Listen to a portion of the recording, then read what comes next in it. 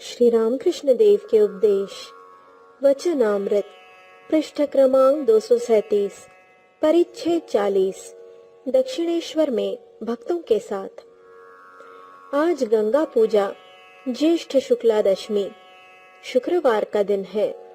तारीख 15 जून 1883 ईस्वी सन। भक्तगण श्री रामकृष्ण के दर्शन करने के लिए दक्षिणेश्वर काली मंदिर में आए हैं। गंगा पूजा के उपलक्ष्य में अधर और मास्टर को छुट्टी मिली है। राखाल के पिता और पिता के ससुर आए हैं। पिता ने दूसरी बार विवाह किया है। ससुर महाशय श्री रामकृष्ण का नाम बहुत दिनों से सुनते आ रहे हैं। वे साधक पुरुष हैं। श्री रामकृष्ण के दर्शन करने आए हैं। श्री रामकृष्ण उन्हें रुक रुक कर देख रहे हैं। भक्तगण जमीन पर बैठे हैं। ससुर महाशय ने पूछा, महाराज, क्या गृहस्थ आश्रम में भगवान का लाभ हो सकता है? श्री रामकृष्ण हंसते हुए, क्यों नहीं हो सकता? कीचड़ में रहने वाली मछली की तरह रहो। वह कीचड़ में रहती है पर उसके शरीर में कीचड़ नहीं लगता। और असती स्त्री की तरह रहो जो घर का सारा कामकाज करती है पर उसका मन अपने उपपति की ओर ही रहता है।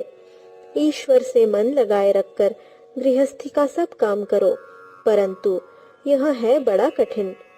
मैंने ब्राह्मण समाज वालों से कहा था कि जिस कमरे में इमली का अचार और पानी का मटका है, यदि उसी कमरे में सन्नीपात का रोगी भी रहे तो बीमारी किस तरह दूर हो।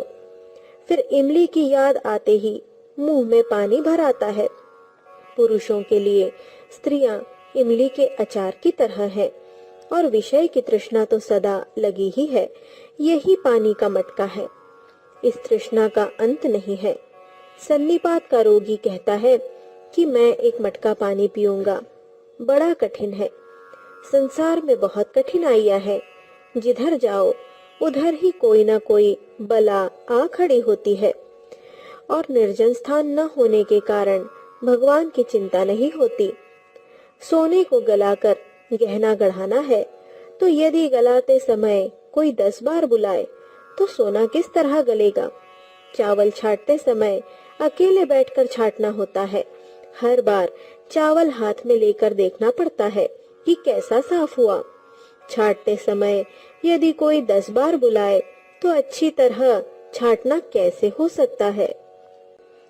तीव्र वैराग्य, पाप पुण्य, संसार व्याधि की महा औषधि संन्यास। एक भक्त, महाराज, फिर उपाय क्या है?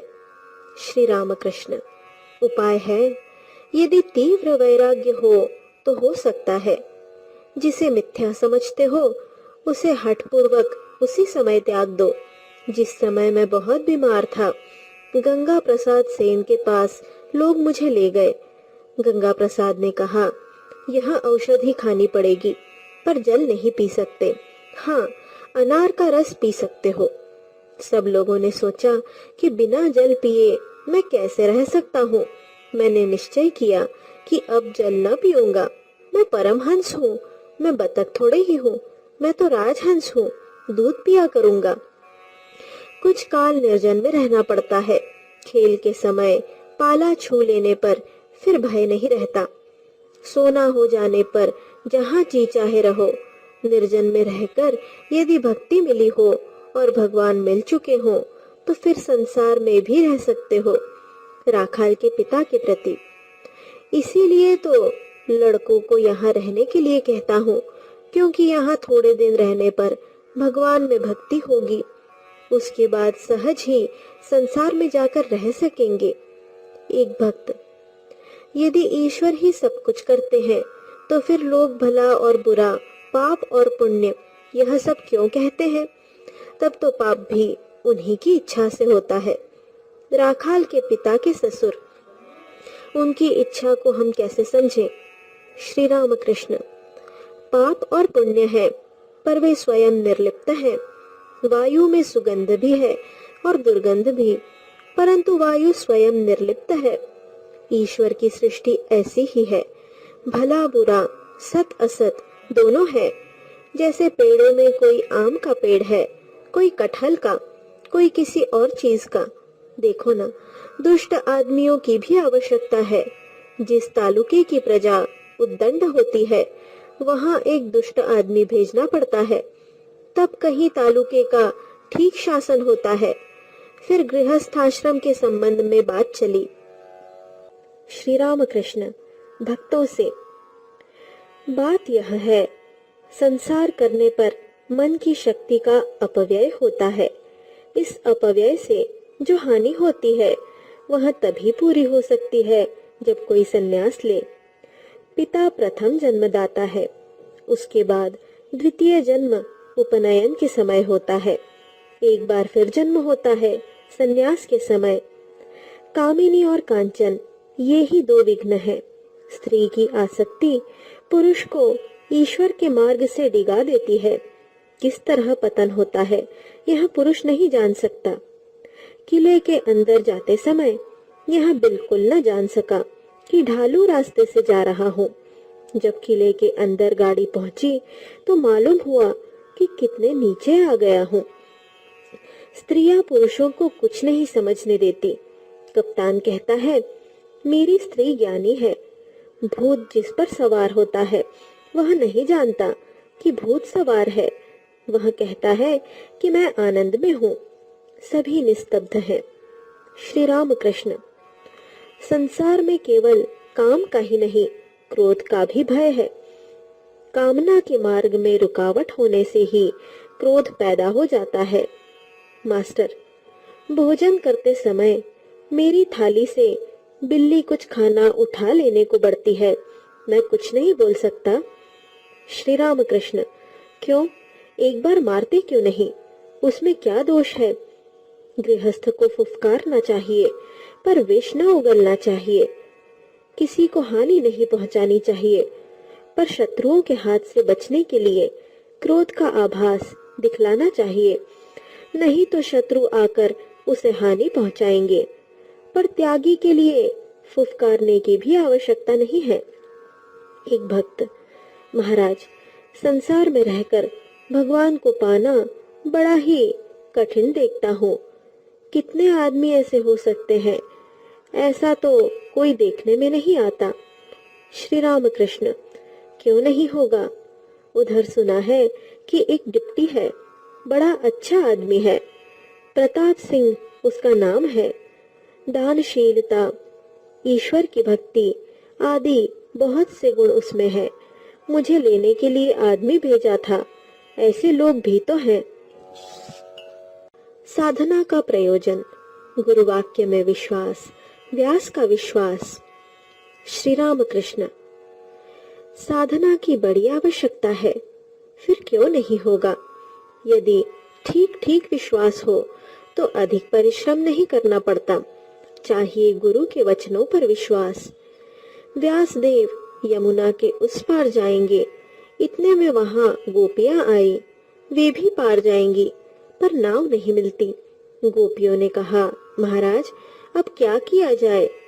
व्यास देव ने कहा, अच्छा, तुम लोगों को पार किए देता हूँ, पर मुझे बड़ी भूख लगी है।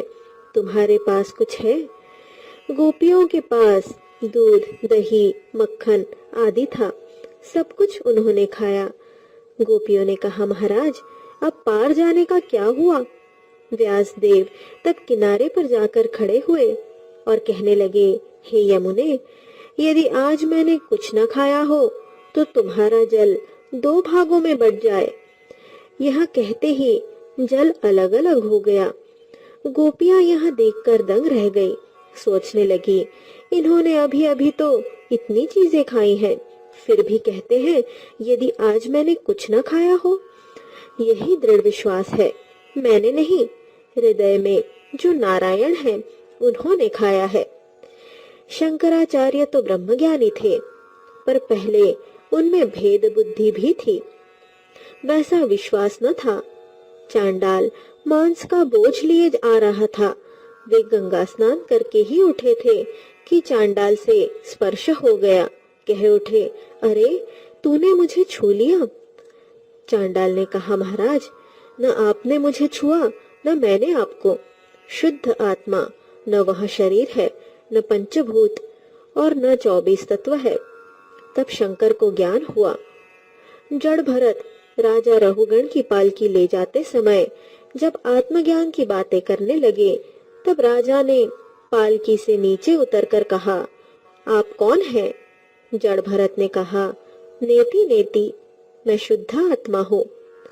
उनका पक्का विश्वास था कि वे शुद्ध आत्मा है। ज्ञान योग और भक्ति योग। श्री राम कृष्ण। सोहम, मैं शुद्ध आत्मा हूँ, यह ज्ञानियों का मत है। भक्त कहते हैं यह सब भगवान का ऐश्वर्य है। धनी का ऐश्वर्य न होने से उसे कौन जान सकता है। पर यदि साधक की भक्ति देखकर ईश्वर कहेंगे कि जो मैं हूँ वही तू भी है, तब दूसरी बात है। राजा बैठे हैं, उस समय नौकर यदि सिंहासन पर जाकर बैठ जाए और कहे, राजा जो तुम हो वही मैं भी हूँ, तो लोग उसे पागल कहेंगे। पर यदि नौकर की सेवा से संतुष्ट हो राजा एक दिन यह कहे, आ जा तू मेरे पास बैठ, इसमें कोई दोष नहीं, जो तू है वही मैं भी हूँ, और तब यदि वह जाकर बैठे तो उसमें कोई दोष नहीं है। एक साधारण जीव का यह कहना कि सोहम, मैं वही हूँ, अच्छा नहीं है। जल की ही तरंग होती है, तरंग का जल थोड़े ही होता है। बात यह है कि मन स्थिर न होने से योग नहीं होता।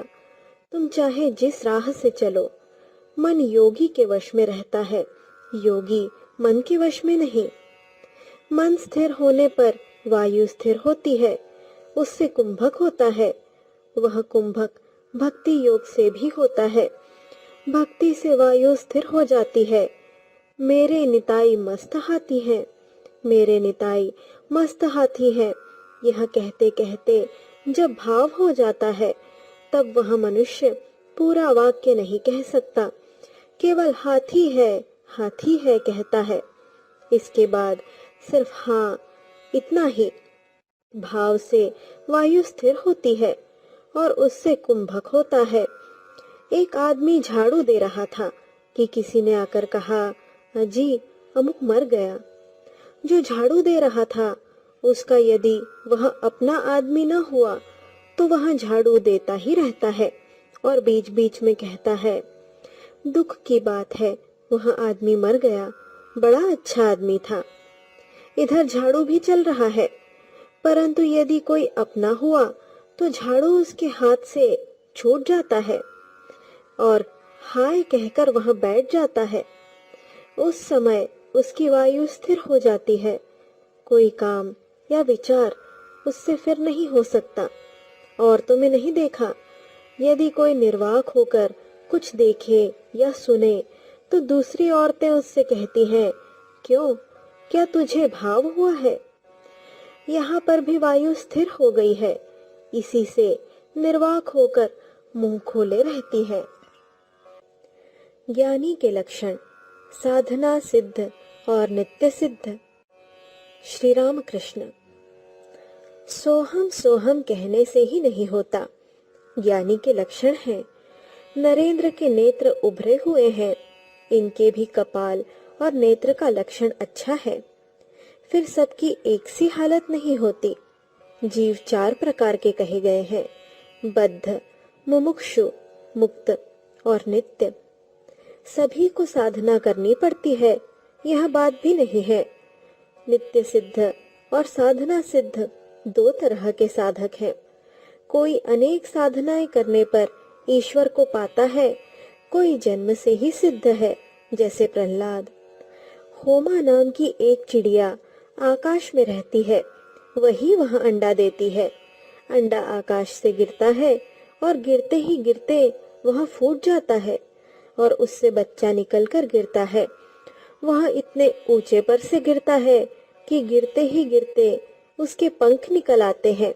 जब वह पृथ्वी के पास आ जाता है तब देखता है कि जमीन से टकराते ही वह चूर चूर हो जाएगा। तब वह सीधे ऊपर उड़ जाता है अपनी माँ के पास। प्रहलाद आदि नित्य सिद्ध भक्तों की साधना बाद में होती है। साधना के पहले ही उन्हें ईश्वर का लाभ होता है। जैसे लौकी कुम्हड़े का पहले फल और उसके बाद फूल होता है।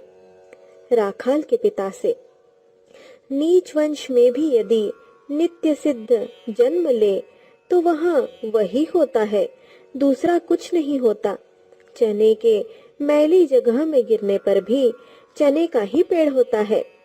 ईश्वर ने किसी को अधिक शक्ति दी है, किसी को कम। कहीं पर एक दिया जल रहा है, कहीं पर एक मशाल। विद्यासागर की बात से जान लिया कि उनकी बुद्धि की पहुंच कितनी दूर है। जब मैंने शक्ति विशेष की बात कही तब विद्यासागर ने कहा, महाराज, तो क्या ईश्वर ने किसी को अधिक शक्ति दी है और किसी को कम? मैंने भी कहा, फिर क्या, शक्ति की कमी बेशी हुए बिना तुम्हारा इतना नाम क्यों है? तुम्हारी विद्या, तुम्हारी दया, यहाँ सब सुनकर तो हम लोग आए हैं। तुम्हारे कोई दो सिंह तो निकले नहीं हैं। विद्यासागर की इतनी विद्या और इतना नाम होते हुए भी उन्होंने ऐसी कच्ची बात कह दी। बात यह है कि जाल में पहले पहल बड़ी मछलियां पड़ती है, रोहू, कातल आदि। उसके बाद मछुआ पैर से कीचड़ को घोट देता है। तब तरह तरह की छोटी छोटी मछलियां निकल आती हैं और तुरंत फंस जाती हैं।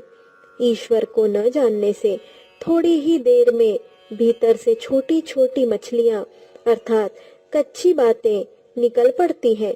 केवल पंडित होने से क्या होगा?